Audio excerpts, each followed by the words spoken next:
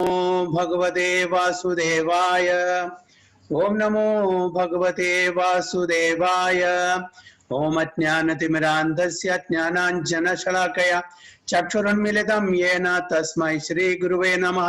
श्रीचैतन्यमनोभीष्टं स्थापितं येन भूतले स्वयं रूपा कदा मह्यं ददाति स्वपदान्तिकं वन्देऽहं श्रीगुरुं श्रीयुतपदकमलं श्रीगुरुं वैष्णवांश्च श्रीरूपं साग्रजातं सगणरघुनाथान्वितं तं सजीवं साद्वैतं सावधूतं परिजनसहितं कृष्णचैतन्यदेवं श्रीराधाकृष्णपादान् सगणललिता शिविशाखान्वितंश्च। हे कृष्ण करुणा सिन्धो दीनबन्धो जगत्पते गोपेश गोपिका कान्त राधा कान्त नमोस्तुते। तप्त काञ्चन गौरांगी राधे वृंदावनेश्वरी वृषभानुसुते देवी प्रणमामि हरिप्रिये। वाञ्छाकल्पतरुभ्यश्च कृपा सिन्धुभ्येव च पतितानां पावनेभ्यो वैष्णवेभ्यो नमो नमः। जय श्री कृष्ण चैतन्य प्रभु नित्यानंद श्री अद्वैत गदाधर श्रीवासादि गौर भक्त वृंद। हरे कृष्ण कृष्ण कृष्ण हरे हरे, हरे Ram Ram Ram Hare Hare. Hare Krishna. So we welcome all the devotees for today's satsang program. We are reading from Srimad Bhagavad Gita, 17th chapter, 11th verse.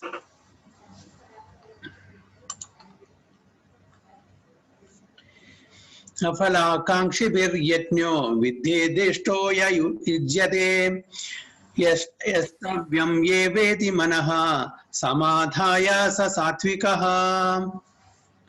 उत्तम भक्ति माता जी। कृष्ण प्रभु जी दंडवत प्रणाम। दंड प्रणाम। अफलां शिबिर्यज्ञो विधि दृष्टो य इज्यते यष्टव्येमेवति मनः समाधाय स सात्विकः। Very good. And translation also, please. Of sacrifices, the sacrifice performed according to the direction of the scriptures. 1 minute, Prabhu.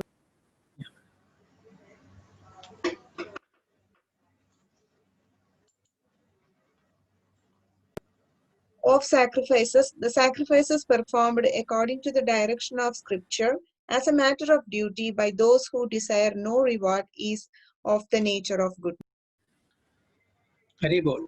Of sacrifices, sacrifice performed according to the directions of scripture as a matter of duty by those who desire no reward is of the nature of goodness. So the activities or the sacrifice that we are doing in the mode of goodness, it should be performed as per the directions of the scripture, not whimsically. Sometimes most of us perform rituals according to our own whims. We should not do that. Now, just for a simple example, even the fasting, there are some politicians who does fasting just for political purposes. Is it allowed? It is not allowed. Any austerity or any sacrifice that we perform should be for the pleasure of the Supreme Personality of Godhead and for our purification. This should be the aim, not for meeting any material needs. As per the scripture, whatever we are doing, that's okay. We make our own laws or our own rules and regulations. That's not allowed. It's not going to benefit any one of us. So of sacrifice performed according to tradition. We all should follow. Yes.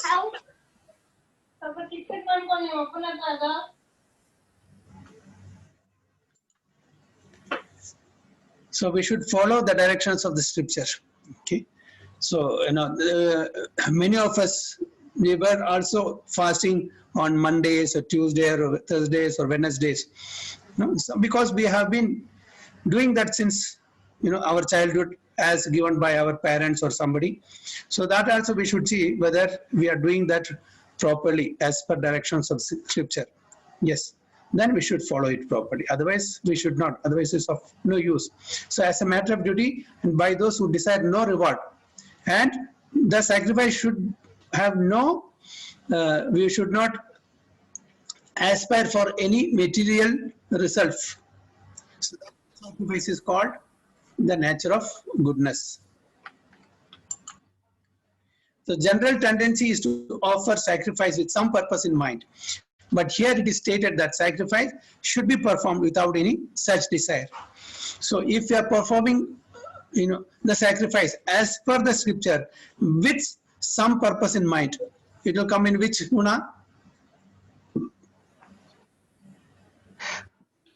Rajoguna. Rajoguna, Prabhuji. Yeah, Rajoguna. Okay. So if it has to be in the mode of goodness, then we should not desire any result. It should be done as a matter of duty. Take, for example, the performance of rituals in temples or in churches. Generally, they are performed with the purpose of material benefit. But that is not in the mode of goodness. One should go to a temple or church as a matter of duty, offer respect to the Supreme Personality of Godhead, and offer flowers and eatables without any purpose of obtaining material benefit. Everyone thinks that there is no use in going to the temple just to worship God.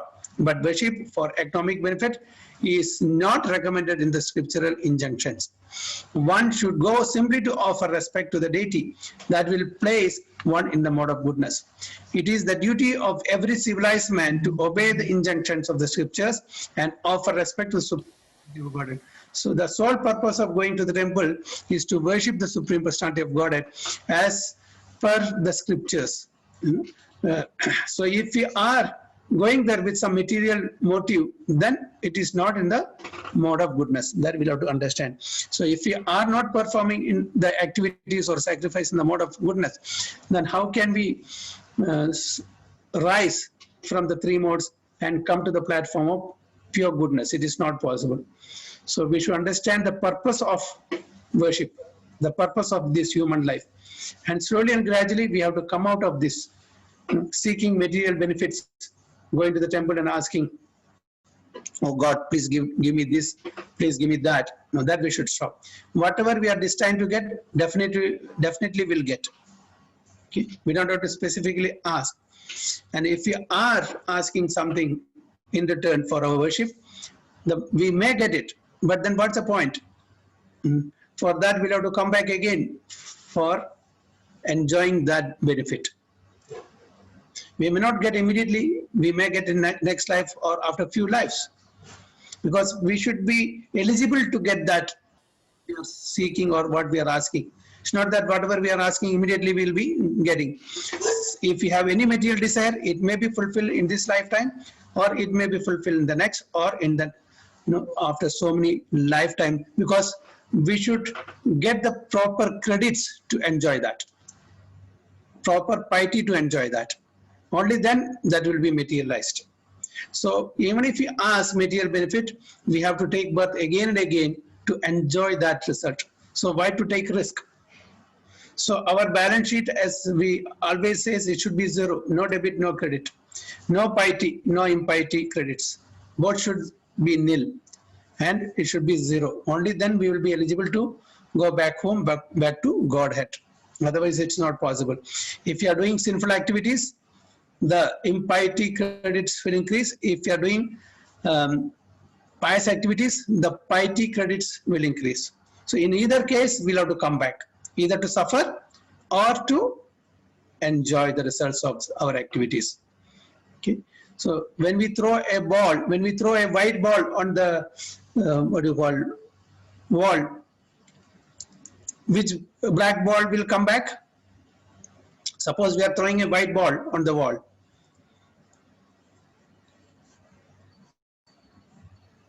Black ball will come back, or white ball? White only, Prabhu. White only. Okay. So when we are doing something good, pious activities, we'll have to enjoy. Okay. For that, if we are not getting that enjoyment in this lifetime, we will have to come back another lifetime. Okay. Not 1, 2, 3, 4, 5. We don't know how many. And if you are throwing a black ball, what will come? Black ball or white ball? Black only, Prabhu. That means when we are doing sinful activities, okay, sinful result will come. So in either case, we'll have to come back either for suffering or for enjoying. So that's sure. So the best way is go to temple, worship the deity, without any desire. Nishkama karma. Just to please Supreme Personality of Godhead, just for our purification only. And there should be no balance, either piety or impiety. In that case, we will be able to slowly rise from the mode of goodness to the mode of pure goodness. That means liberation. And from liberation, the actual devotional service starts. So this is what Lord Krishna also says. Many places he assert this again and again. So any questions or any comments?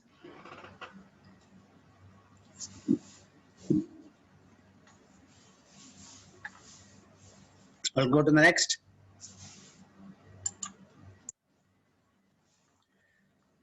(17.12) अभिसन्धाय तु फलं दम्भार्थम् अपि चैव यत् युज्यते भरतश्रेष्ठा तं यज्ञं विद्धि राजसम्. Bhagavati Mataji and Prabhu. Hare Krishna Prabhu. अभिसन्धाय तु फलं दम्भार्थम् अपि चैव यत् युज्यते भरतश्रेष्ठा तं यज्ञं विद्धि राजसम्. Section please, Prabhu. But the sacrifice performed for some material benefit or for the sake of pride, O chief of the Bharatas, we should know to be in the mode of passion. Very well. So, but the sacrifice performed for some material benefit or for the sake of pride, O chief of the Bharatas, you should know to be in the mode of goodness. So, all the sacrifices that we perform seeking some material benefit, it comes in the mode of passion. Okay. Sometimes sacrifices and rituals are performed for elevation to the heavenly kingdom or for some material benefits in this world. Such sacrifices or ritualistic performances are considered to be in the mode of passion. So why do we perform sacrifice in the mode of passion? Because we want to enjoy materially. Okay, we want to enjoy more and more. Suppose we are enjoying only 10%. I want to enjoy 50%, 75%, 100% full, maximum possible. So the best place for enjoyment is heavenly kingdom. Okay, Sargaloka. We can enjoy more and more. So many karma kanda, many people who are following karma kanda, they will aspire for heavenly kingdom where they can enjoy more and more. So this is their destination. But then we don't know how many lives it will take for us to enjoy that heavenly kingdom. Just in one life, it's not possible because we may have to lot of sacrifices and austerities we may have to take to attain that heavenly kingdom. So do not be under the impression that immediately in this life itself we will attain the heavenly kingdom. We may get also, it's not that. But for that so much of austerities and sacrifices we may have to do. So as far as devotees are concerned, our motive is not to go to the higher planet system, but to associate with the Supreme Lord in the Vaikuntha planets or the spiritual planets, where we can serve him eternally in our own position, in our own Surupa. Next.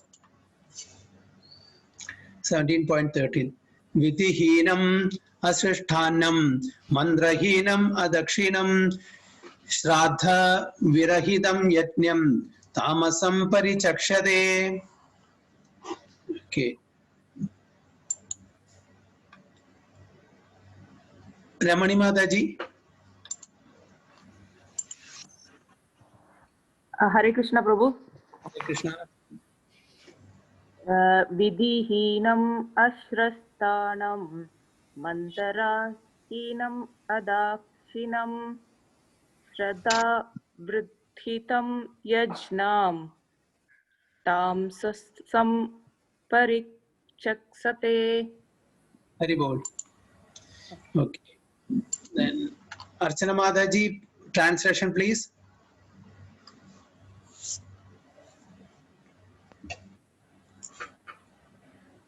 Any sacrifice performed without regard for the directions of scriptures, without distribution of prasadam, spiritual food, without chanting of Vedic hymns and remunerations to the priest, and without faith is considered to be in the mode of ignorance. Very good. Any sacrifice performed without regard for the direction of the scripture, without distribution of prasadam, spiritual food, without chanting of Vedic hymns and remunerations to the priest, and without faith is considered to be in the mode of ignorance. Sorry. So we know. So which are the sacrifices? That fall in the mode of ignorance, without any directions of the scripture and without distribution of prasadam. So whenever there is a sacrifice, there should be some sort of prasadam. Okay, at least a flower prasadam, a fruit prasadam, or water, anything. Some prasadam should be offered after the sacrifice, right? And it should accompany the chanting of Vedic hymns. So in our case, what should accompany during while doing the sacrifice?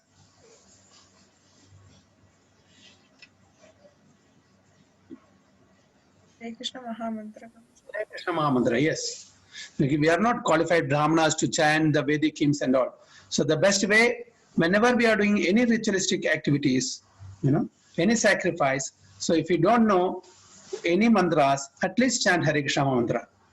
And of course, when such rituals are done, such sacrifices are done, remunerations to the priest, some dakshina should be given. The brahmana should be happy. So whatever it is, and without faith, and if you are doing the sacrifice without any faith, that is considered to be in the mode of ignorance. So now here, one question. Remuneration means, we have to give something. Can the priest ask or fix a price to, I want 50,000 rupees, I want 100,000 rupees, or 200,000 rupees? Is that okay if he asks the money? Ideally, they should not ask, Prabhuji. Yes. Ideally, they should not ask. If they ask, it becomes a business. But then, is it not the Grahastha's duty to know the requirement of the priests who are brahmanas, who are not getting any other way of remuneration, to give them sufficient dakshina? It is our duty. It is our duty to brahmanas, to Vaishnavas, and to the sannyasis. We should give. We should not be stingy there, because there is no other means of income for them. So it is the duty of the grahasthas to support their livelihood. Okay, so the grahasthas should support the brahmacharis, the sannyasis, the brahmanas, and the Vaishnavas, because they are not engaged in any material activities for getting remunerations. But at the same time, the brahmanas or whoever is doing this yajna, they should not demand, I need, then there is no use. The result will not be there. So when somebody is, devotees are going for Bhagavata yajna, 7 days. Okay, the brahmacharis are going, sannyasis are going. So it is the grahastha's duty to give them dakshina adequately. So whatever the brahmachari or the sannyasi get, they should be happy with that. Okay, only then the sacrifice will bring the required spiritual fruits or results. Otherwise, it's of no use. So both sides, the brahmanas should not expect anything, but at the same time, the grahasthas should know their requirement and give adequately. This is how it is. Faith in the mode of darkness or ignorance is actually faithlessness. Sometimes people worship some demigod just to make money and then spend that money for recreation, ignoring the scriptural injunctions. Such ceremonial shows of religiosity are not accepted as genuine. They are all in the mode of darkness. They produce a demonic mentality and do not benefit human society. So the sacrifice in the mode of ignorance will not benefit the human society. It only creates demonic mentality. So we should be careful. We should avoid sacrifice in the mode of ignorance and passion. At least we should do the sacrifice in the mode of goodness, nishkama karma, without any expectation of the result. Okay, that is the mode of goodness. 17.14. Devadvija Guru Pratnya Pujanam Saucham Arjavam Brahmacharyam Ahimsacha Shariram Tapa Uchyate. Shri Hari Kirtan Prabhu.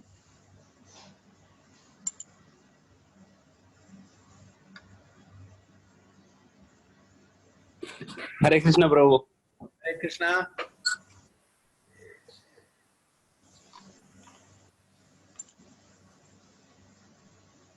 Prabhu, I'll translate, Prabhu. No, first read the sloka. Okay, Prabhu. Deva Divya Guru Prajna Pujanam Sach Saucham. Saucham Arjavam. Arjavam Brahmacharyam Ahimsa Cha Sarim Tapa Uchyate. And translation. Yes, Prabhu.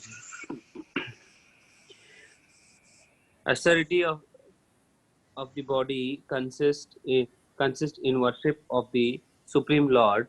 The Brahmanas, the spiritual masters, and the superior, like the father and the mother, and in cleanliness, simplicity, celibacy, and non-violence. Very good. Okay. Austerity of the body consists in worship of the Supreme Lord, the Brahmanas, the spiritual master, and superiors like the father and mother, and in cleanliness, simplicity, celibacy, and non-violence. So here it's explained about the austerity of the body. So what are those? Worshipping the Supreme Lord, the Brahmanas, the spiritual master, and superiors like father and mother, and in cleanliness, saucham, simplicity, celibacy, and non-violence. That is the austerity of the body. So the Supreme Godhead here explains the different kinds of austerity and penance. First, he explains the austerities and penances practiced by the body.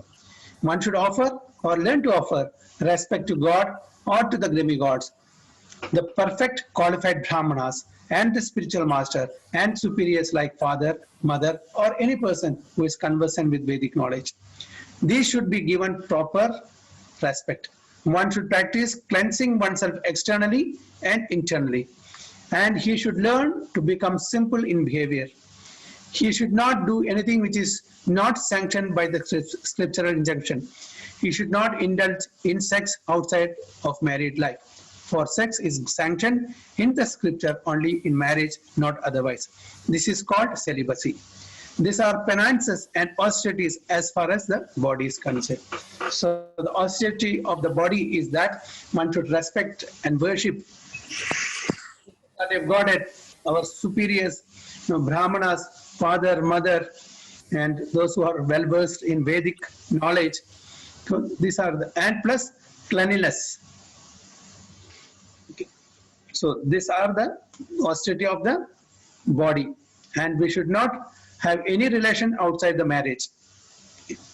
So that's also called, that is called celibacy. Okay.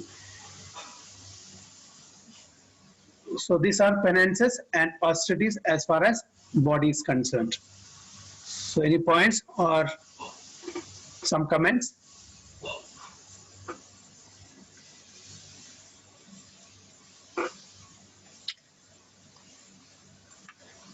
Okay, we'll go to the next. 17.15. Anudvegakaram vakyam satyam priyahitam chayet swadhyayabhyasanam cheva vanmayam tapa uchyate. Shilpa Mataji and Kapil Prabhu.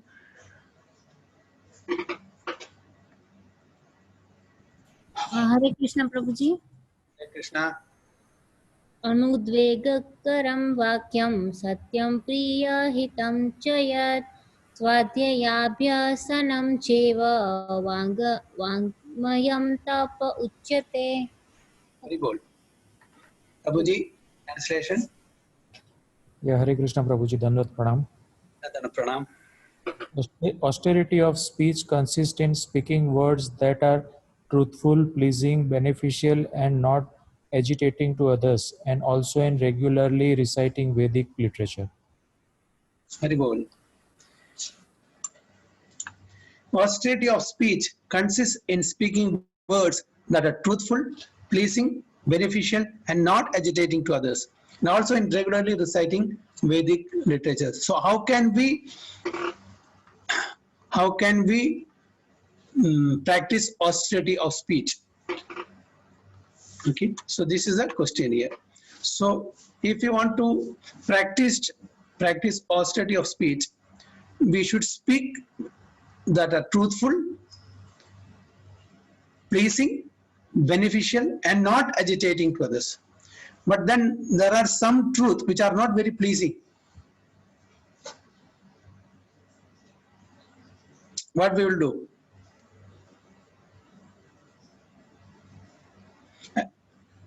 And it may agitate others.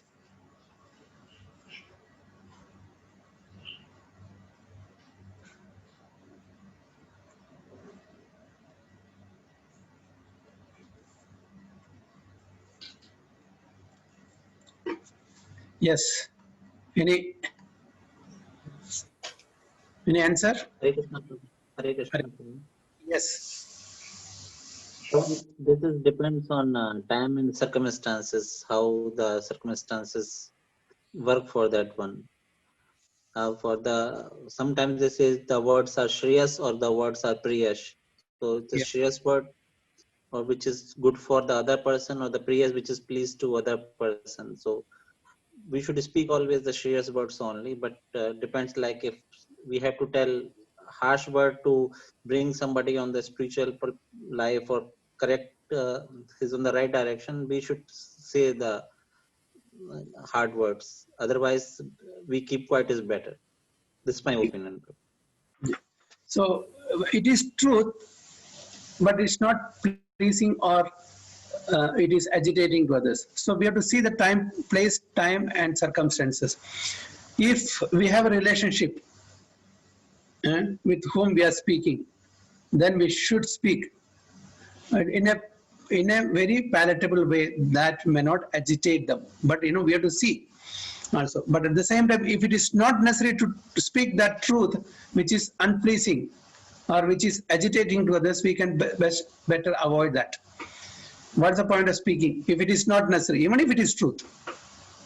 Okay. It may be truth, but if it is not necessary, then it's better to avoid it. But it has to be said, and it is unpalatable also. But then if you have a relation with that person, they will be able to take it, and that also should be presented in a nice way so that it doesn't agitate. And if it is beneficial for them, you should speak. If it is not beneficial, then better keep quiet. So let us see the purport. One should not speak in such a way as to agitate the minds of others. Of course, when a teacher speaks, he can speak the truth for the instruction of his students.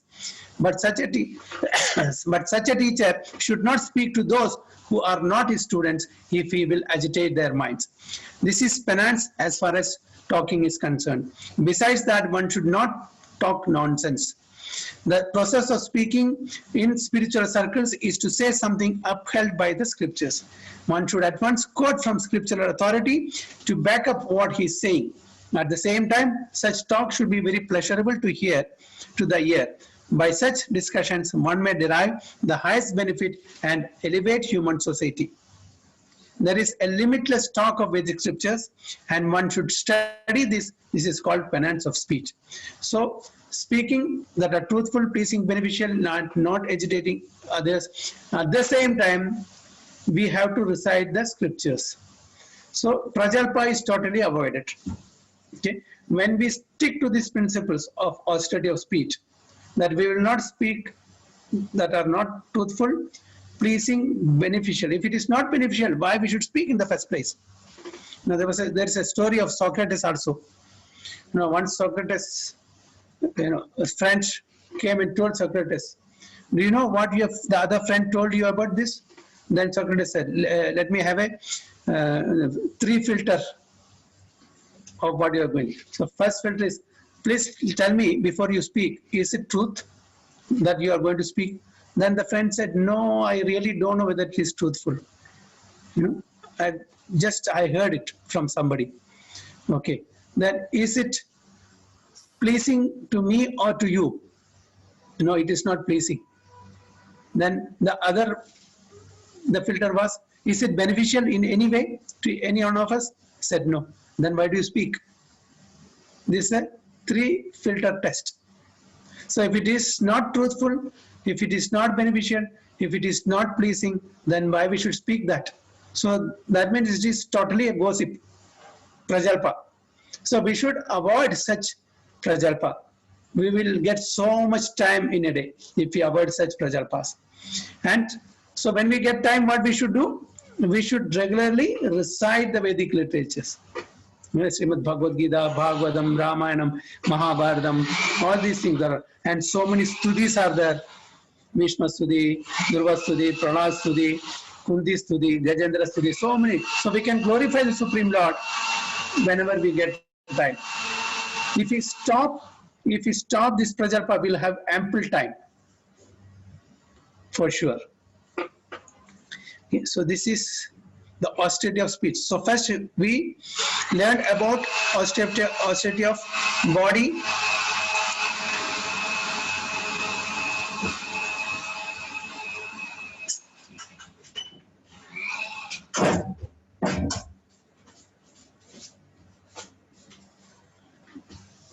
Sorry. So first we saw about the austerity of body, now austerity of speech. So any comments or questions?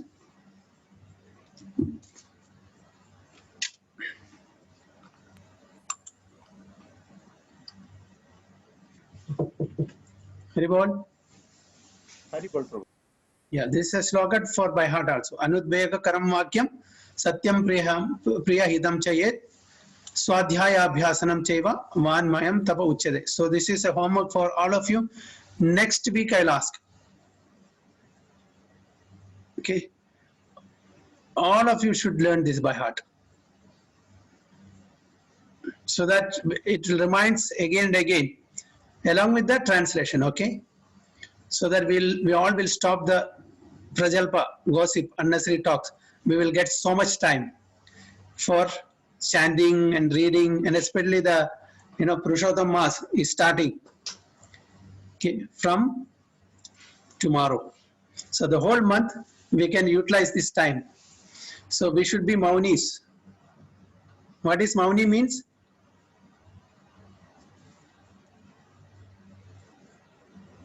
Not speaking much, Prabhu. Yes, not speaking nonsense.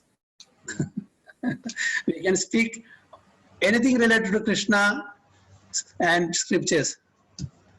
That will not break the Mauna Vrata. So if somebody is telling I am taking Mauna Vrata, means no gossiping, no prajalpa. They can speak anything related to scriptures for our purification. So this is our understanding of Mauna Vrata. Okay, we are observing Mauna Vrata, but the mind is always thinking of unnecessary things. So it doesn't serve the purpose. Instead, speak that is, that is given the scriptures that is related to Supreme Lord Krishna and the pure devotees. So all of you, please by heart this slogan. Next week I'll ask. Haribol, okay? Haribol, Prabhu. Haribol. So I want to know how many people will attend. Let me see. Haribol, Prabhu. Haribol, Prabhuji. 17.16. Haribol, Prabhuji. Haribol. Okay. Mana prasada saumyatvam maunam atma vinigraha bhava samsuddhiriti etat tapo manasam uchyate. Okay. Parag Prabhu and Mataji. Hare Krishna, Prabhuji. Hare Krishna. Mana prasada saumyatvam maunam atma vinigraha भावा संशुद्धि इति एतत् तपामानसम् उच्यते. Translation, Prabhuji. Hare Krishna. The satisfaction, simplicity, gravity, self-control, and the purification of the one's existence are the austerity of the mind. Very good. And satisfaction, simplicity, gravity, self-control, and purification of one's existence are the austerities of mind. So, which are the austerities of mind? Satisfaction. Okay. Whatever we are destined to get, whatever we are getting without much endeavor, we should be satisfied with that. Our endeavor, prayasa, is not good. Prayasa means our endeavor. Okay. With our effort, usual effort, whatever we are getting or whatever we are destined to get, we should just accept and satisfy ourselves. Simplicity, simple, high thinking, then simple living, right? Gravity, self-control, and purification of one's existence are the austerities of the mind. To make the mind austere is to detach it from sense gratification. It should be so trained that it can be always thinking of doing good for others. Okay. So we have to train our mind. Whatever activities we are doing, it should be for our purification and to please Guru and Gauranga and for doing good to others. The best training for the mind is gravity in thought. One should not deviate from Krishna consciousness and must always avoid sense gratification. To purify one's nature is to become Krishna conscious. Satisfaction of the mind can be obtained only by taking the mind away from thoughts of sense enjoyment. The more we think of sense enjoyment, the more the mind becomes dissatisfied. In the present age, we unnecessarily engage the mind in so many different ways for sense gratification, and so there is no possibility of mind becoming satisfied. The best course is to divert the mind to the Vedic literature, which is full of satisfying stories, as in the Puranas and Mahabharata. One can take advantage of this knowledge and thus become purified. Mind should be devoid of duplicity. One should think of the welfare of all. Silence means that one is always thinking of self-realization. The person in Krishna consciousness observes perfect silence in this sense. Control of the mind means detaching the mind from sense enjoyment. One should be straightforward in his dealings and thereby purify his existence. All these qualities together constitute austerity in mental activities. So the moment we take our mind away from sense gratification and employ the same mind in chanting the holy name of the Lord, Hare Krishna, Krishna Krishna, Hare Hare, Hare Rama, Hare Ram, Ram Ram, Hare Hare. And reading Bhagavad Gita, Bhagavatam, Puranas, Mahabharatas, the purification automatically starts. And we should not unnecessarily indulge in sense gratificatory activities. At the same time, when we are getting some benefit, why don't we part this with our near and dear? So we should do good activity, good to others also. So this is how we can use our mind for purification. This is the austerity of mind, and we should be very straightforward in dealings with all people. So this is how we can purify our mind and the very existence. So all these qualities together constitute austerity and mental activities. Okay. Any other points?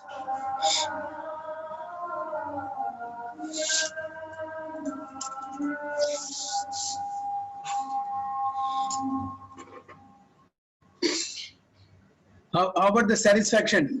The satisfaction of the mind.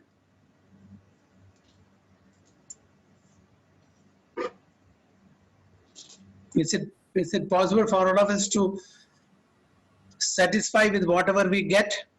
Sometimes in the office, okay, just there are two employees, both are doing the same work, okay, they have the same experience, same qualification, same time they joined, okay, both are doing good work, but one is getting good salary and bonus. The other one is not getting. Will the mind of the person who is not getting good salary and bonus will be satisfied? So how can we take this?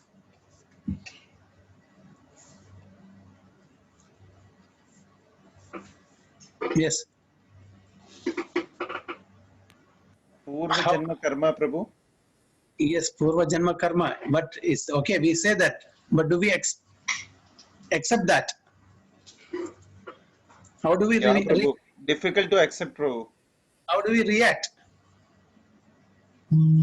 Why me? Yes. So what should be done in that case? So according to this sloka, what should be the course of action? We should engage the mind in a higher realm of activity. Yeah, that's okay. We all say that. But when it comes to ourselves in the office, this disparity is going on. Okay, maybe probably you may be, doing better work than the other person who got higher salary, hike or whatever it is. So how can you satisfy your mind? How is it possible? What should we do in such cases? Consider it as this is the wish of Krishna, Prabhuji. Okay. Can we all do that? It's difficult because I experienced the same thing. That's why I'm telling from my experience. It's difficult actually, but then if we consider that this is from Lord Krishna, this is his wish, we will be able to adjust with that. Should we keep totally quiet or should we bring this to the notice of the person concerned? No, whatever we can do, but then still it's not happening, then leave it to consider it as this is the wish of Lord Krishna and go along with that. How many of us agree to this proposal? Hare Krishna, Prabhuji. Yes. Simi Hare here. Krishna. I wanted to ask the same question, Prabhuji. Suppose we are doing something, we are going to do something. I don't know whether I can put it properly or not. We are doing something. There may be many things to be done. We do so much hard work to that. And if we miss something, after doing that, we will think, oh my God, I should have done that particular point, then I should have got it. In this, it is telling, right? Like you do a normal work, not like, too much hard work to get things. In this paragraph, we were telling, right? Do your work, but not too much hard to get the things. So how, the satisfaction we can tell. If we didn't get, we will think, oh my God, I didn't do it. That's why I didn't get. If we do too much and didn't get, we will think, oh, I have done so much and still I didn't get. Yeah. So that's why, it is said prayasa means extra endeavor, over endeavor. We should put in our effort to the best possible way. We should endeavor. It's not that we just, sit quiet. We should put our best endeavor. Then even after putting our best endeavor, the result is not coming, then just leave it. That it is not there in our destiny. We have to just accept that is also mercy of the Supreme Lord. We have to take it that way. As you rightly said, even after putting extra effort, over endeavor, instead of, say for example, instead of working for 10 hours, you put in 100 hours for that particular task and you didn't get the required result. So it is waste of time, isn't it? So put in your effort in such a way, it satisfies your, yes, I have done my best. And the result is not in my hand. Whatever it is, I will accept it. So we have to draw a line somewhere. This is it, not more than that. I can do this much. And the result, whatever it is success or failure, I am ready to accept, and I will have to consider this as a mercy. Even if it is a failure, it's a mercy, because man proposes, God disposes. We make our plan according to our understanding, our logic, and our mindset. But Lord Krishna has a better plan for us. So we have to accept that. And it is definitely. The Lord Krishna's plan is much better than our plan. He sees the future and make the plan for present. Lord Krishna's plan is like that. He sees our future and make the plans for the present. We don't see that. We have a short-sightedness. Yes, yes, Prabhuji. So we have to accept. It's not that, you know, we have to just keep quiet. We should put in effort definitely. And whatever is the result coming, we have to accept it. Everything is the mercy of Supreme Lord, because not getting the good result is good for me. We have to accept, because that is Krishna's plan. So when we fail in certain tasks, we should not be worried, because we have to always understand Krishna has a better plan for me. That's why I didn't succeed in this particular task. In that way, if we take, you know, there will be always satisfaction. Is it clear, Mataji? Yes, Prabhuji. Yes, Prabhuji. Okay. Any other points?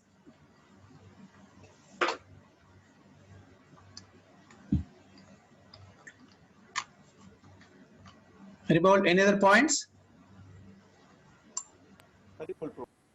Okay. We'll go to the next. Yes. Shraddhaya paraya taptam tapastatrividham narai abhalakankshibhir yukte satvikam parichakshate. Okay. Simi Mataji. Hare Krishna, Prabhuji. Shraddhaya paraya taptam tabastatrividam narai afalakankshibhir yuktai satvikam parichakshate. Pankaj Prabhu, translation please.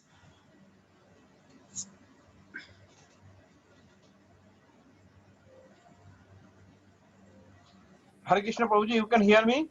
Yes, yes, yeah. This threefold austerity performed with transcendental faith by men, not expecting material benefits but engaged only for the sake of Supreme, is called austerity in goodness. Very good. Okay. So this threefold austerity performed with a transcendental faith by man, not expecting material benefits but engaged only for the sake of the Supreme, is called austerity in goodness. Now, can anyone say which are these threefold austerity?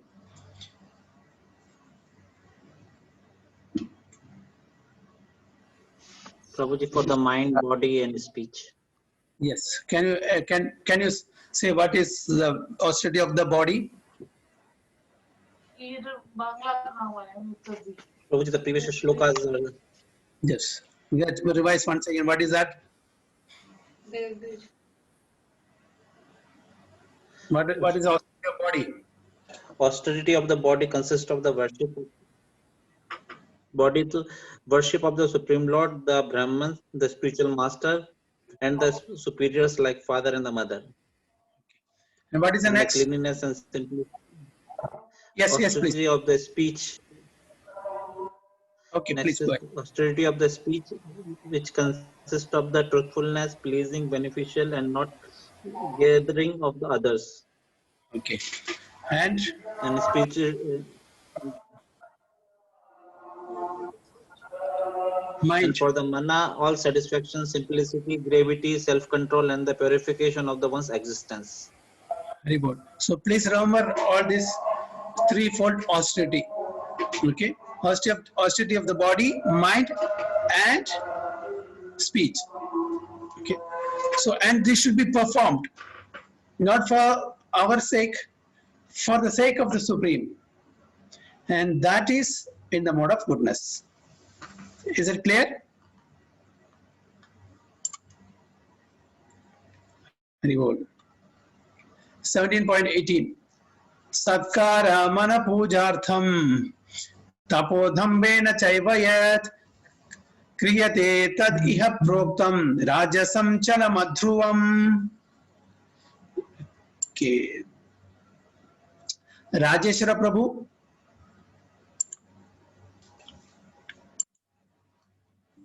Hare Krishna Prabhuji. Hare Krishna Dana Pranam. Satkaramana pujatam tapodhamena प्रोक्तां राजसं चलमृतवम्. Hare Krishna. Radha Mataji, translation please.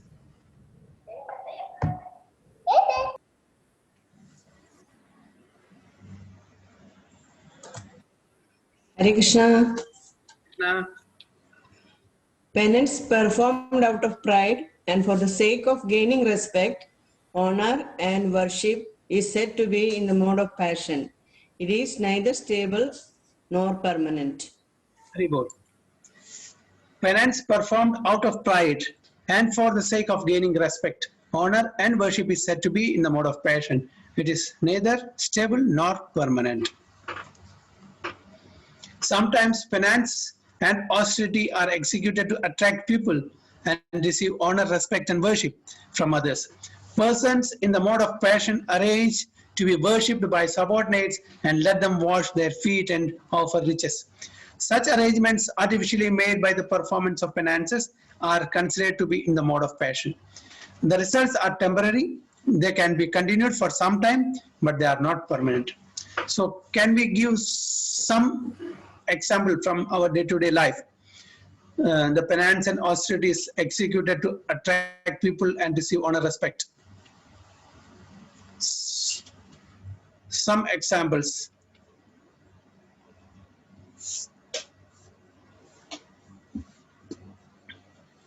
Anyone? Prabhuji, making hospitals and making charitable organizations like that where you get prestige in your life. No, this is talking about the penance and austerity. Putting fan in the temple. That is charity, no? Their charity, Prabhuji. This is asking penance and austerity.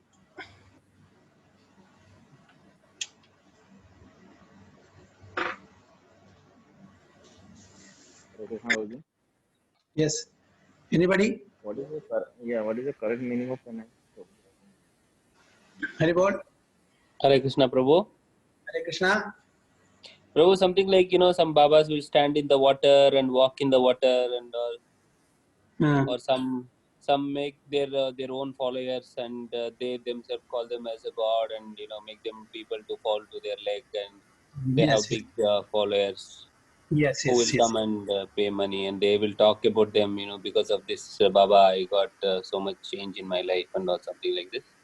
Yes, exactly, Prabhuji. Yes, right. You're right. So many such people who attract the general mass. And I think that, they are some superior beings, they are yogis, and they are worshipped for name and fame.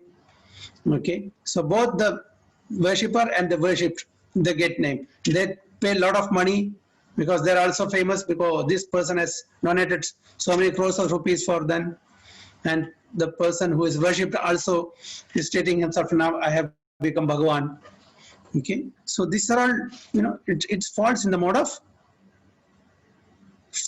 passion and it is temporary also. It may be, you can cheat the people, some people for some time, not all people all time. Okay, so this may be there for some time, but it is not going to be there permanently. How long you can cheat a person? So there are people who does such penance and austerity for name and fame. Okay, just for receiving honor, respect, and worship from others. 17.19. Mudha grahenatmano yat pidhaya kriyate tapah parasyot sadhanartham va tat tamasam udahridam. Okay. Sarva Paraka Prabhu and Mataji.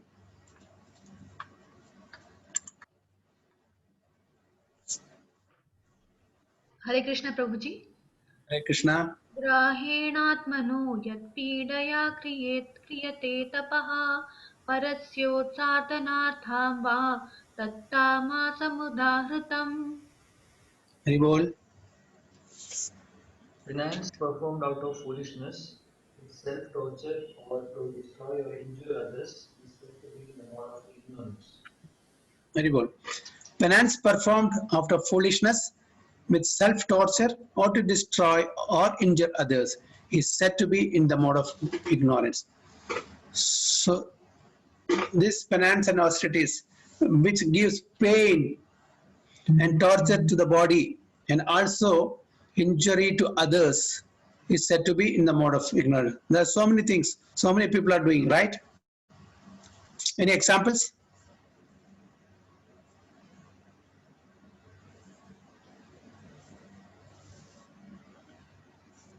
In the day-to-day life.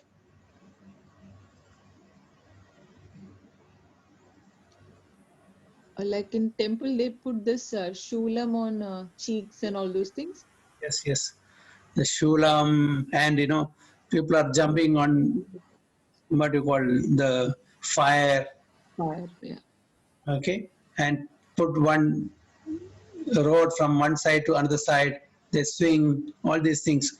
This all in the mode of ignorance, because we can see these things in our place. Many people are doing, especially those who worship the goddess Kali.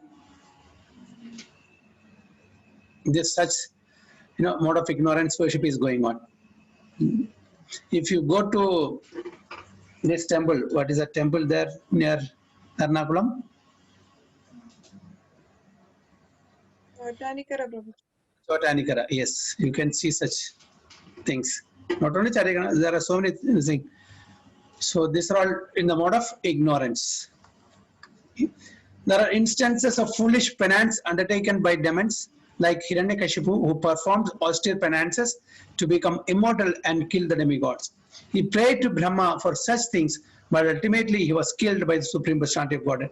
To undergo penances for something which is impossible is certainly in the mode of ignorance. Okay, so what was impossible here as far as Hiranyakashipu is concerned?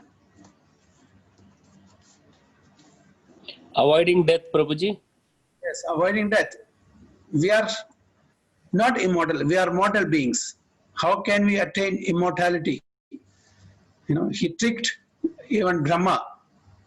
I should not die daytime, nighttime, up, down, okay, outside, inside, so many conditions. But Supreme Personality of Godhead is, not like ordinary people. He has a better, he is the best, he is the smartest.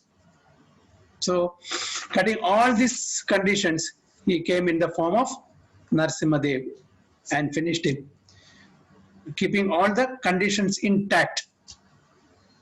Whatever Brahma gave, the benediction, that he kept everything intact. He did not break those.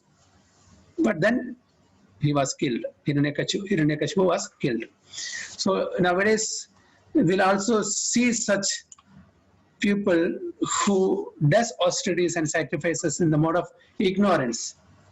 That is only torturing themselves and torturing others also. Nobody is going to be benefited spiritually by doing such worship.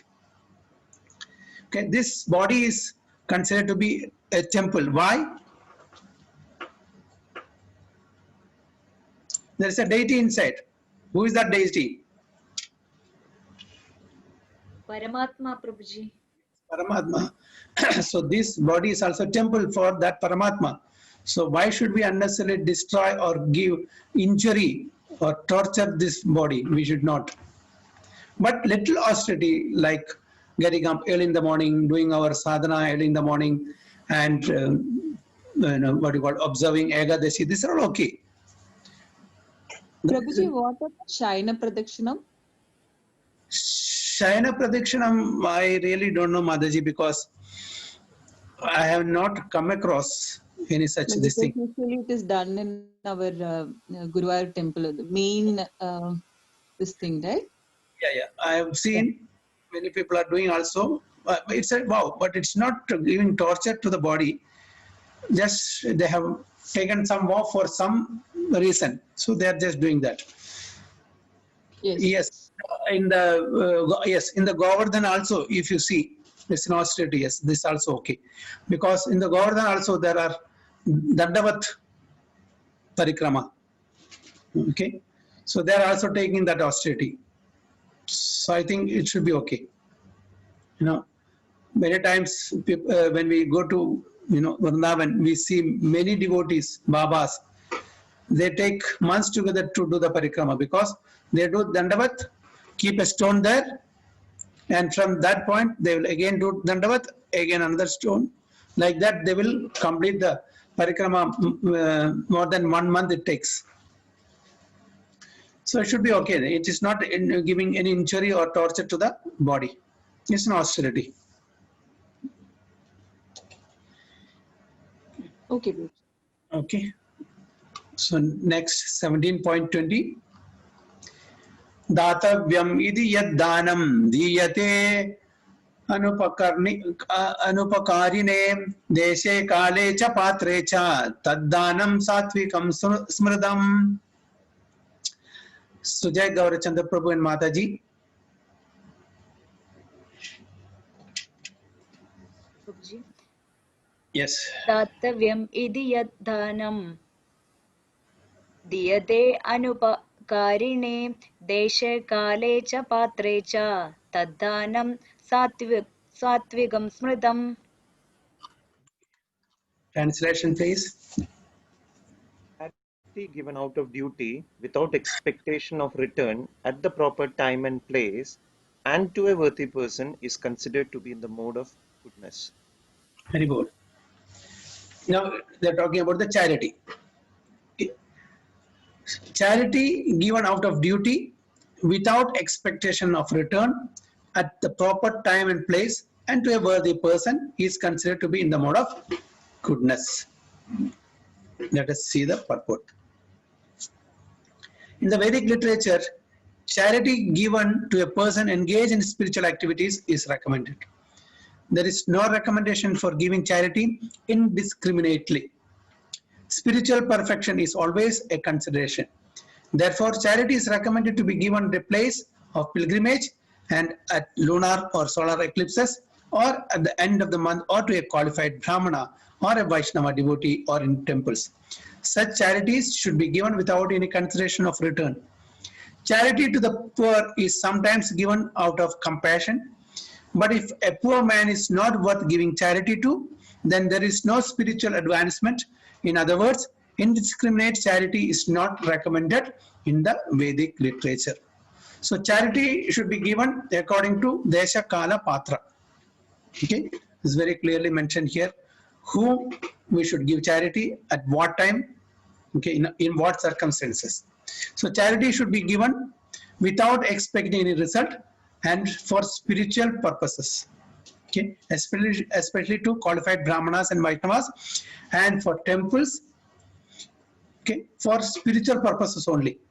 And other charity, what about the other charity?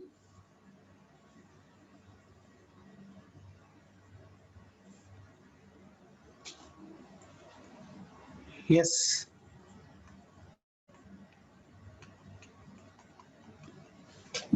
Should be given or not?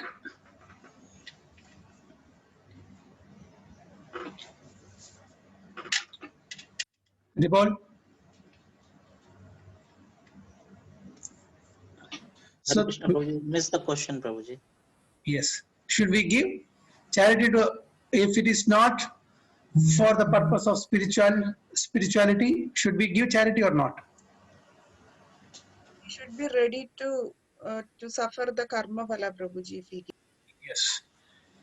We may or we may not. Sometimes we may have to partake the sinful reaction of that charity, which is in the mode of passion or ignorance. Okay. So that's why Desha Kala Patra should be seen, should be taken into consideration before we do charity. So that is why it said indiscriminately we should not give. It's very difficult sometimes, but it is it. Can you give some example? We have given charity, with good intention, but the result has come the opposite. Can you give some example? We have given with good intention, material charity. We are not talking about the spiritual, charity here. I mean, spiritual is not charity. We cannot say it's a charity, but still the word is used, charity only, because we are giving out of duty without any expectation. So that's fine to qualified Brahmanas and Vaishnavas and for temple maintenance, other thing, anything spiritual. So that's fine. So Prabhu, what about material charity? Prabhu, Chief Minister Relief Fund. Yes. So what happens? If you give to Chief Minister's Relief Fund, what happens? They will pocket this money and they will use it for their sins, sense gratification, even for some sinful activities. So if we have given, we may have to partake a percentage of that sinful reaction. Although our intention was good. Our intention is good in giving charity. Now, for example, earthquake fund, flood fund, and tsunami fund, all these funds they are collecting. But the politicians, the leaders, takes that money and use it for their sinful activities. So are we part of that? We are. We may say, we may claim that, see, I didn't know. My intention was good. I gave it for just helping. But then unfortunately, the law of nature will not take that into consideration. So that's why it is said we should not give indiscriminately. If we are very sure it will not be misused, then we can give even material charity. There's no problem. At least we don't have to partake any sinful reaction. But if you are not very sure, better give in some kinds. You can give some cloth, you can give some prasadam, you can give some fruits, no problem. But money, when we are giving money, you have to be very careful. That goes into the right hands.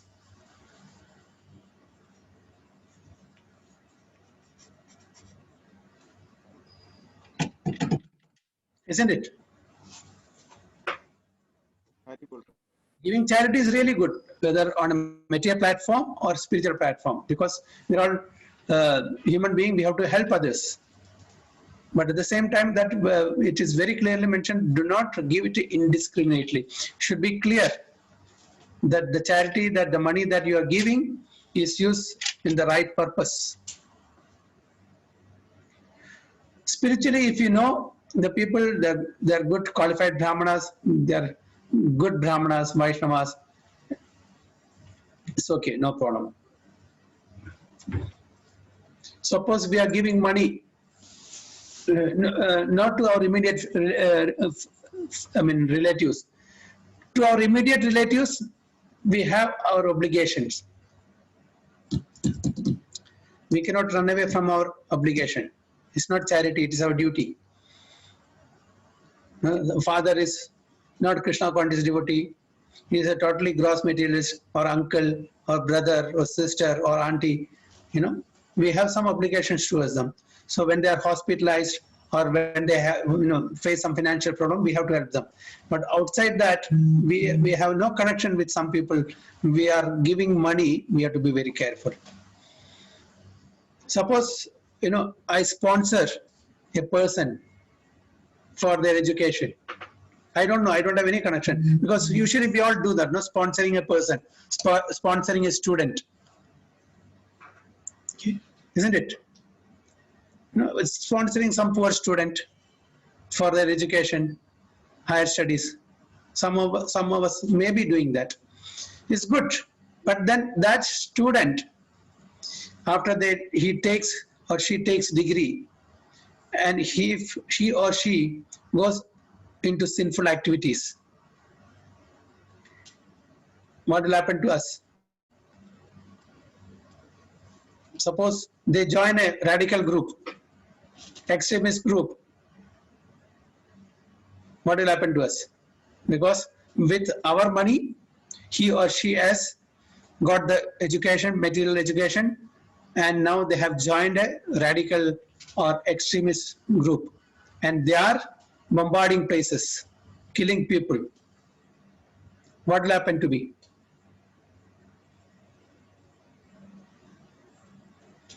I may have to partake a certain percentage of their sinful activities. Because of me, he got the education, and I gave him a conducive atmosphere to get into that. Isn't it? Am I right or wrong?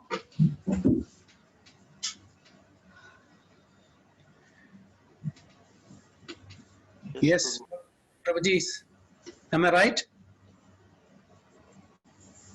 Yes, Prabhuji. Yes, that's why we should not give charity indiscriminately. Now, there was a Mataji who used to come in the early days here. She is actually from Australia, Mandagiri Mataji. So she used to say, there are, this drug addicts near the temple, they will come and ask for money. So Mataji will say, please come to the temple, we'll give prasadam. They don't come, they want money only. Why? They want to buy drugs. So if she gives money, what will happen? They will go and buy drugs, and they will do all sorts of nonsensical activities. She will have to partake the sinful reaction for that. So they never give money. They will, okay, if you are hungry, please come to the temple, we will give prasadam. But they don't want prasadam. They want money so that they can, buy drugs, because they're all drug addicts. So we have to be, that's why Prabhupada is telling very clearly, we should not give charity indiscriminately. We should see Desha Kala Patra before giving a charity. The best way is to give to a Vaishnava, Brahmana, or for temples, so that, we are saved from, unnecessary repercussions.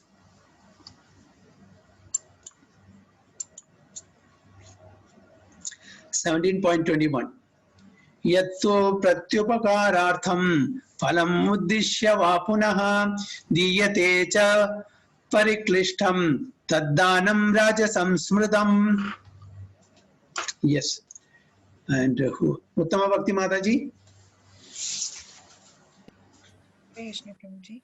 Krishna. Yattu pratyupakarartham palamuddishya va punaha diyate cha pariklishtam taddanam raja samsmridam. Very good. Prabhuji is the Shantarupa Prabhuji is there?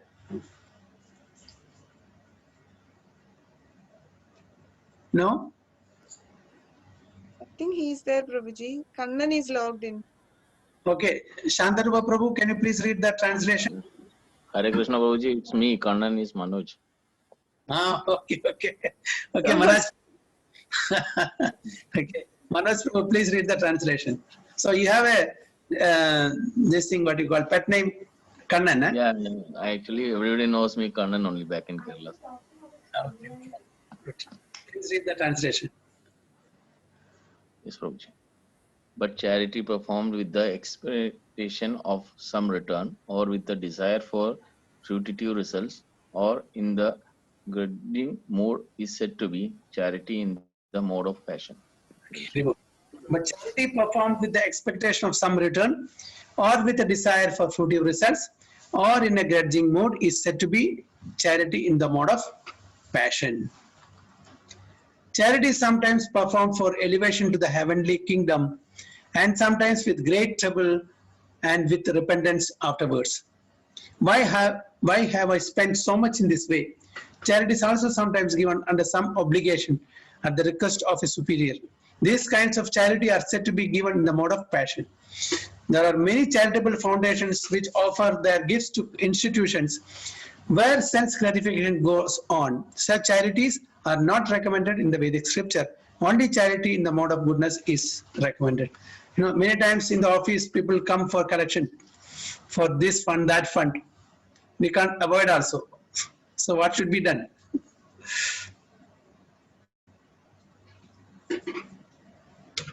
Yes, what should be done? How can we escape from such charity? Any ideas?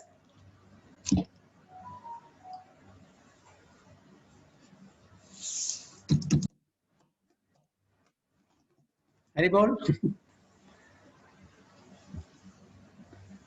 And political parties comes for donations, isn't it? So what we should do? In kind, Prabhu. Yeah. In kind. In kind, no, they want money. Political parties come with a bucket. We can offer them a bucket, Prabhu. Bucket of water. We have the right to say no, Prabhu, right? But when we are staying in a society, it's very difficult to say no also, because we need others' help also, directly or indirectly. We need them. If you are not staying there, just like me, when I go there once in a year to my place, people come. They don't hardly know me. So even if they ask, I can refuse. But the problem is for those staying there. So I don't usually give, but my mother or mother-in-law, they give when such people comes. Because they have to stay there, no? And You are when I correct, Prabhuji. You are correct, but the issue is that my family itself is a political family, Prabhuji. So when I say don't give, then she said, no, you all will go tomorrow, day after tomorrow. We have to stay here. They will say that. Like that. It's very difficult. But maximum possible, avoid wherever possible. Okay. So this is in the mode of passion. Okay. Charity for name and fame. Usually many people are doing like that. Okay. Just to get name and fame, we are doing charity. Isn't it? Any examples?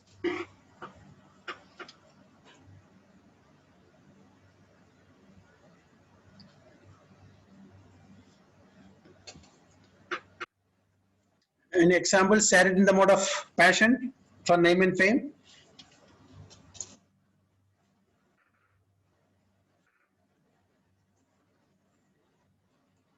Haribol?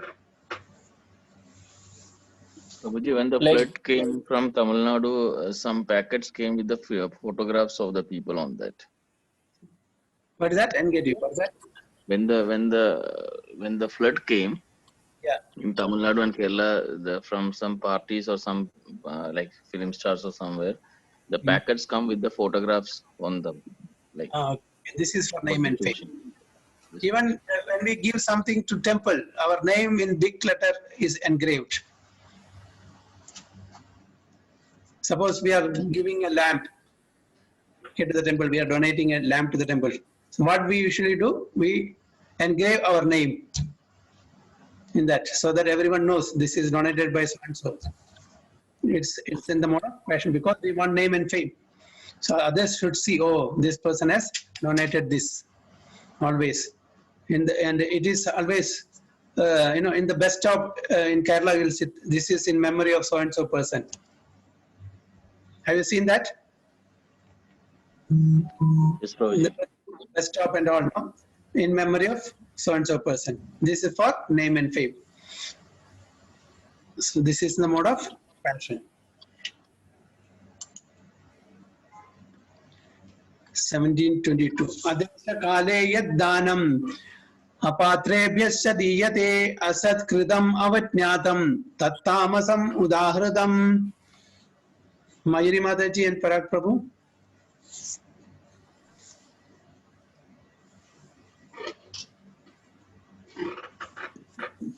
अदेशकाले सद्दानं पात्रेभ्यश्च दीयते असत्कृतम् अवज्ञातं तत्तां समुद्राहिर्तम्. Haribol. Translation. Translation, please. Hare Krishna. Stupid.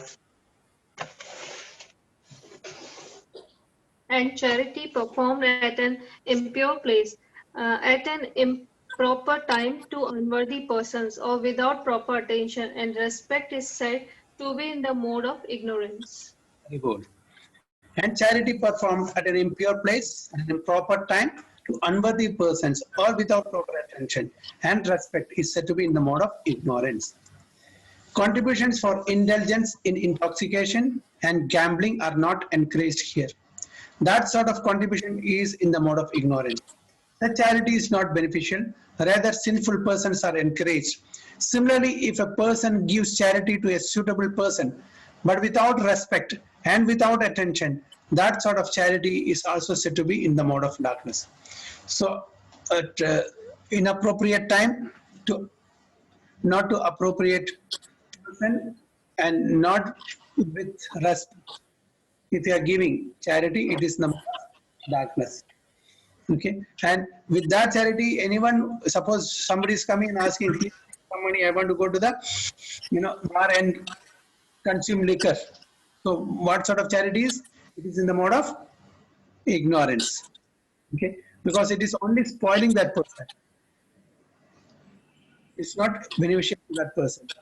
And another thing, if a person gives charity to suitable person, but without respect and without attention, he's a suitable person, but we are not giving it with respect and with attention. So that sort of charity is also in the mode of ignorance. So can we point out some charities in the mode of ignorance?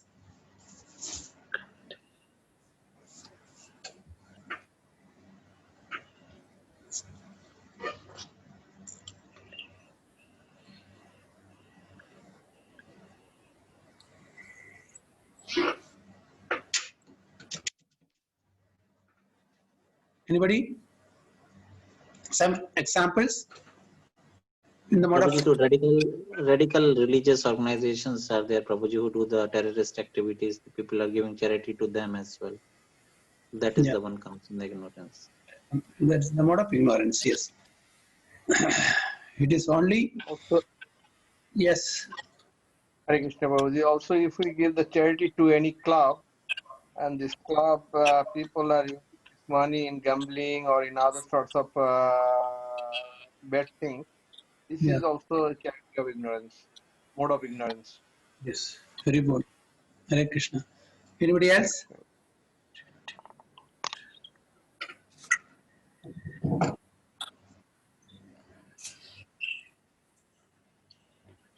Okay, so anything that is used for sinful activities, that is considered charity in the mode of darkness.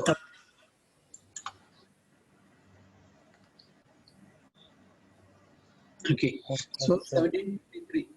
Om Tat Sat Idi Nirdesho Brahmana Stri Vidha Smrita Brahmanastena Vedascha Yajnascha Vihita Pura. Kapil Prabhu and Mataji.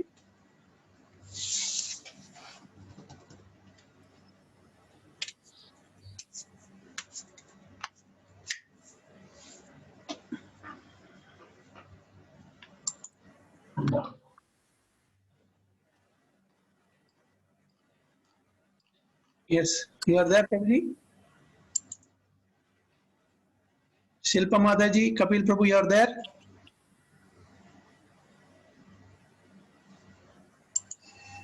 Hare Krishna Prabhuji, yes. Om Tat Sthiti Nirdesho Brahmana Strividha Smruta Brahmanastena Vedasya Yagnasya Vihita Pura. Translation, Prabhu. Yes. Hare Krishna Prabhu. Prabhuji, there was one call, so I think we little reduced the mic. I think that's speaker. I think that's why we could not hear. Okay, Anyway, okay. from the beginning of creation, the three words Om Tat Sat were used to indicate the supreme absolute truth.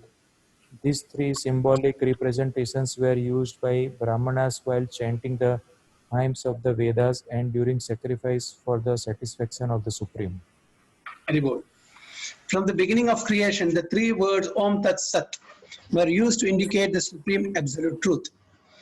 These three symbolic representations were used by Brahmanas while chanting the hymns of the Vedas and during sacrifices for the satisfaction of the Supreme. It has been explained that penance, sacrifice, charity and foods are divided into three categories. The modes of goodness, passion, and ignorance.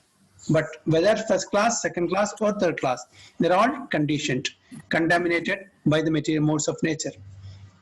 When they are aimed at the Supreme, Om Tat Sat, the Supreme Personality of Godhead, the Eternal, they become means for spiritual elevation. In the scriptural injunctions, such an objective is indicated. These three words, Om Tat Sat, particularly indicate the absolute truth, Supreme Personality of Godhead. In Vedic hymns, the word Om is always found. One who acts without following the regulations of the scriptures will not attain the absolute truth. He will get some temporary result, but not the ultimate end of life. The conclusion is that the performance of charity, sacrifice, and penance must be done in the mode of goodness. Performed in the mode of passion or ignorance, they are certainly inferior to quality. The three words Om Tat Sat are uttered in conjunction with the holy name of Supreme Lord. Example, Om Tat Vishnu. Whenever Vedic hymn or the holy name of the Supreme Lord is uttered, Om is added. This is the indication of Vedic literature. These three words are taken from the Vedic hymns. Om iti etat brahmano nedishtam nama indicates the first goal. Then tat tvam asi, Chandogya Upanishad, indicates the second goal. And Sat Eva Saumya, Chandogya Upanishad 6.2.1 indicates the third goal. Combined, they become Om Tat Sat. Formerly, when Brahma, the first created living entity, performed sacrifices, he indicated by these three words the Supreme Personality of Godhead.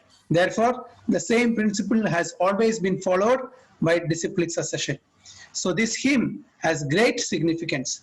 Bhagavad Gita recommends, therefore, that any work should be done for Om Tat Sat or for the Supreme Personality of Godhead. When one performs penance, charity, and sacrifice with these three words, he is acting in Krishna consciousness. Krishna consciousness is a scientific execution of transcendental activities which enables one to return home back to Godhead. There is no loss of energy in acting in such a transcendental way. So here the significance of Om Tat Sat is given. So Om Tat Sat represents the supreme absolute truth. So even while giving charity, if we add this Om Tat Sat, with the proper mood, then that is considered to be a spiritual purpose, okay, without any expectation. So it was even Lord Brahma, the secondary creator or the first creator living, performs sacrifices, indicated these three words, the Supreme Personality of Godhead. He did not mention Vishnu or Krishna. So he has used this Om Tat Sat, that is the absolute, because he was not aware at that time.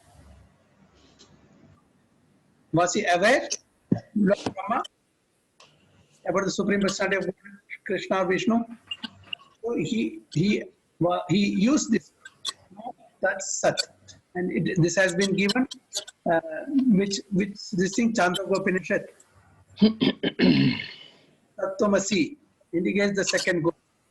What is that? The three words are taken from the Vedic hymns. Om iti etat brahmano nedishtam nama indicates the first goal.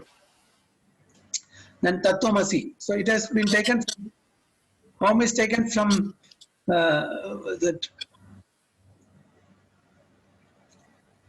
from this particular mantra. Then Tattvamasi, the Tat is taken, and which is that third one? Yeah, Sat also is taken from Chandogya Upanishad. So this Upanishad, from this Upanishad, Om Tat Sat has been taken. I mean, when you say it is Sat. Okay. And so this is actually representing the supreme absolute truth, Om Tat Sat. And when we add Hari Om Tat Sat, what does it mean? Hari is the supreme absolute truth. Isn't it? Who is Hari? Again, Lord Vishnu or Krishna. So the importance of giving charity for spiritual purposes, if it can be given addressing, that is, we are addressing the supreme absolute truth. This charity is given for the purpose of spiritual advancement, for the pleasure of the supreme absolute truth. So that should be given. Okay.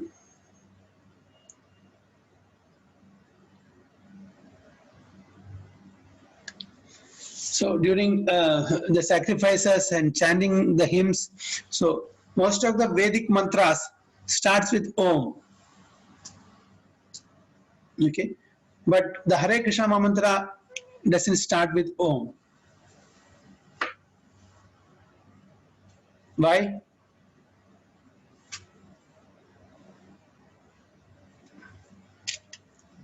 We should have some qualities in order to chant the mantra starting. No, that is a qualification. No, why Hare Krishna mantra doesn't have Om?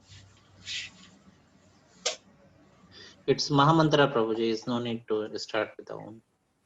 It's a complete Mahamantra. Okay. Any other? Any other answer?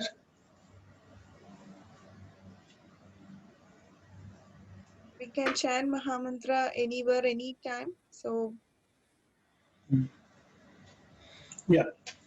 Parag Prabhu said it is Mahamantra, it doesn't require. And on top of that, the Supreme Personality of Godhead, the Mukhya Nama, the Krishna is also there. Okay. So it's not necessary to, the Acharyas and scriptures also says that it's not necessary to keep Om before that Hare Krishna mantra. But the Vedic hymns chanted Om Namo Bhagavate Vasudevaya. Okay, it's a Vedic hymns, usually chanted by the Brahmanas for some ritualistic activities, especially for those who are qualified Brahmanas, they use the Vedic hymns. So it is prefixed with Om, all the Vedic mantras. But this is Maha Mantra, which doesn't require Om, because the Supreme Personality of Godhead Krishna, his Mukhya Nam is already there. It's not that in other mantras his name is not there, but this is called Maha Mantra, it is exempted. It's not the Om. Any other points?